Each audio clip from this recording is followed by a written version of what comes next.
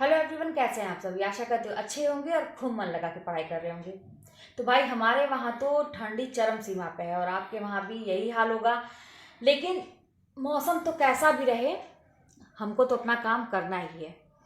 और आज मैं बात करूँगी ना कि ठंडी में सबसे ज़्यादा प्रॉब्लम ये है, पढ़ाई के साथ साथ ये जो नींद आ रही है ना, जब भी हम बिस्तर में बैठ रहे हैं, थोड़ा सा भी आराम महसूस कर रहे हैं, गर्माहट महसूस कर रहे हैं, किताब लेके सो जा रहे हैं, पढ़ाई नहीं हो पा रही है, बहुत दिक्कत है। आज मेरे स्टूडेंट सारे मुझसे स्कूल में यही प्रश्न कर रहे थे कि मैम, उनका बोर्ड का एग्जाम है और उनको सबसे ज़्यादा दिक्कत यही हो रही है कि नींद की प्रॉब्लम है। और आप लोगों को भी ये समस्या होती होगी, हर एक स्टूडेंट की होती है। तो आज हम बात इसी पे करेंगे और मैं एक उदाहरण बताऊंगी आप लोगों को, जिससे हो सकता है कि आप लोगों को हेल्प मिले और आप लोग अपनी पढ़ाई कर पाए, नींद ना आए।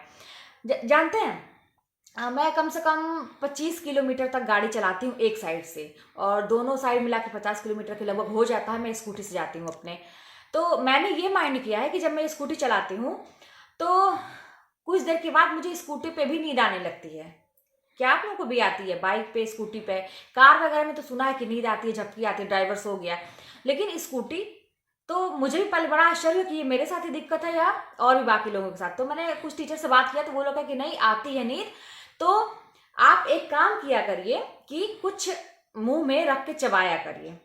तो फिर अब ये तरीका मैंने सुना तो मैं मुंह में कुछ मिंटोस टाइप का जो नहीं आता है, और जो भी ऐसे कुछ चबाने वाला जो कोई भी टॉफी हो, मैं मुंह में डाल लेती हूँ और जब चलाती हूँ गाड़ी तो मुझे नींद नहीं आती है। तो मेरे दिमाग में एक चीज़ आई कि यानी कि भाई, मुंह चल रहा है तो नींद नहीं आ रही है।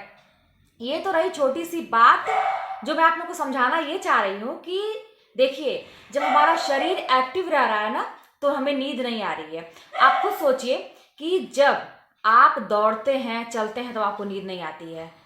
पढ़ाई में भी यही होता है। जब हम खड़े खड़े ऐसे आप कोई काम करते रहिए तो नींद नहीं आती है, एक्टिव रहते हैं, है ना। इसीलिए सब लोग कहते हैं ना कि स्टडी टेबल पे बैठ के पढ़ना चाहिए, चेयर पे पढ़ना चाहिए। क्यों? क्योंकि उस समय हमारा मतलब एक तरह से शरीर एक्टिव रहता है। जब हम बिस्तर में जाते हैं तो वहां भी आप पढ़ सकते हैं, ऐसी कोई बात नहीं है। मेरे पास जब मैं तैयारी करती थी कोई स्टडी टेबल नहीं था, कुछ नहीं था, मैं बिस्तर पर बैठ के पढ़ती थी। लेकिन मैं अपने आप को कंट्रोल कर लेती थी। कैसे? वही मैं आप लोगों को बता रही हूँ कि जब बिस्तर पर बैठिए ना, तब भी अपने शरीर को एक्टिव रखने की जरूरत है। इसीलिए मैं ठंड में ओढ़ के नहीं बैठती थी कि मुझे जब ठंड लगेगी तो नींद नहीं आएगी, और गर्मी में मैं कोई भी एसी है या कूलर है नहीं चलाती थी कि जब मुझे गर्मी लगेगी तो मुझे नींद नहीं आएगी। तो एक तरह से कहने का मतलब कि अपने शरीर को एक्टिव रखना।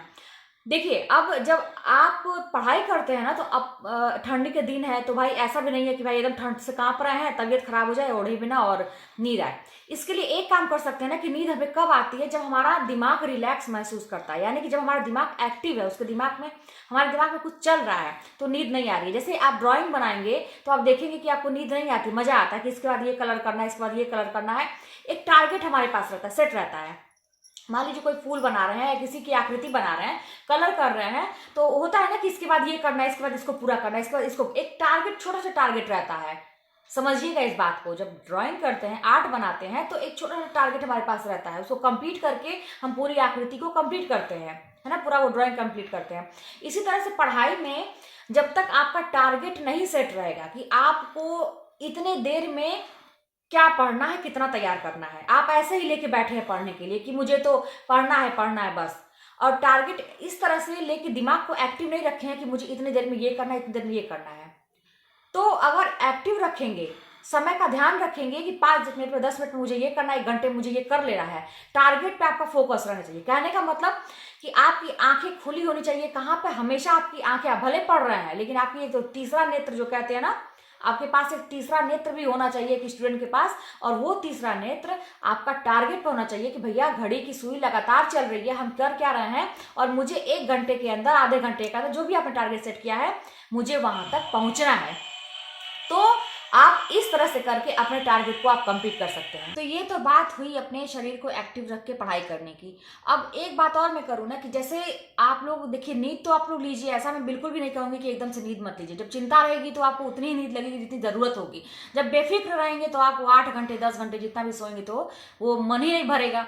तो ये तो आपकी ज़रूरत पर डिपेंड करती है कि आपको पढ़ने की कितनी ज़रूरत है, जॉब की कितनी ज़रूरत है। ये तो बात रही पढ़ाई करने की और नींद की, जो बीच में कॉम्बिनेशन होना चाहिए, कितना होना चाहिए, ज़रूरत कितनी है, उसकी बात हुई। और मैं एक चीज़ ये कहूँगी ना कि जब पढ़ाई करिए ना तो कोशिश ये करिए कि जैसे कोई भी हम लोग जो विषय पढ़ते हैं तो उसमें कई पार्ट होते हैं, तो हर एक जो पार्ट होता है ना वो हमारे इंटरेस्ट का नहीं होता है। उसमें से कुछ पार्ट ऐसे होते हैं जो हमें इंटरेस्टिंग लगते हैं, और कुछ ऐसे होते हैं जो हमें बहुत बोरिंग लगते हैं, जिनको पढ़ने का मन नहीं करता है। तो कोशिश ये करिएगा ना कि स्टार्टिंग वहीं से करिए जो कठिन लगता है आपको, क्योंकि हमारा दिमाग कहीं ना कहीं से करते करते करते एक टाइम ऐसा आता है ना कि वो चाहता है थोड़ा सा ऐसे विषयों पे जाना कि जो आसान हो, जिसमें इंटरेस्ट है ना। वो थोड़ा सा मतलब अपने आप को सहूलियत खोजता है दिमाग हमारा।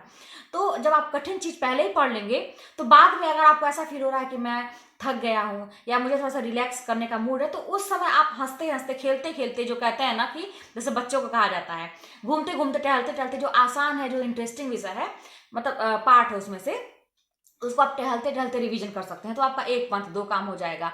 तो इस तरह से देखिए मैनेज करके करना ही पड़ेगा। और एक चीज मैं बात करूं कि रही बात अपने आप को मोटिवेट रखने की, तो भाई फिर मैं वही कहूंगी कि कोई भी किसी इंसान को जबरदस्ती नहीं करा सकता है। जब तक आपकी जरूरत इस लेवल की नहीं होगी कि मुझे ये चीज चाहिए ही चाहिए, आंखों में एक सपना नहीं होगा, कोई शौक नहीं होगा, तब तक आपसे कोई कुछ भी नहीं करा सकता है। तो ये आप सोचिए कि मुझे ये नौकरी चाहिए क्यों, मैं पढ़ क्यों रहा हूं, मेरी जिंदगी क्या है, क्यों है, और आगे कैसी होगी, दुनिया को मुझे कुछ करके दिखाना है कि नहीं दिखाना है, या एक ऐसा इंसान बन के रहना है जिसको कोई जानता ही नहीं है, जिसकी कोई इज्जत ही नहीं है, जिससे कोई पद प्रतिष्ठा ही नहीं प्राप्त है।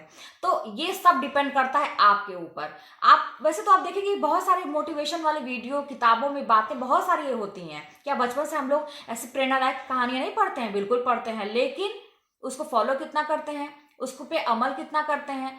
मैं भी आप लोगों को रोज ऐसी बातें बताती हूँ, क्योंकि विश्वास मानिए कि मेरे पास भी एक टाइम था, किताबें थी, सारी चीजें थी, समय भी था, सब कुछ था, लेकिन कमी किस चीज की थी कि वो तरीका पढ़ने का, और अंदर से वो जो मोटिवेशन की बात मैं आप लोग को, हिम्मत की बात देती हूँ ना, अगर ये नहीं रहता तो शायद मैं कभी नहीं पढ़ पाती, और दुनिया में कोई भी इंसान नहीं कुछ कर पाता अगर वो हिम्मत नहीं रखता। क्योंकि देखिए, आपका हिम्मत तोड़ने वाले, आपको गिराने वाले तो अनगिनत पड़े हुए हैं, लेकिन आपको हौसला देने वाले बहुत कम ऐसे लोग हैं जो आपको हौसला देंगे और चाहेंगे कि आप आगे बढ़े अपनी लाइफ में। तो आपको क्या करना है?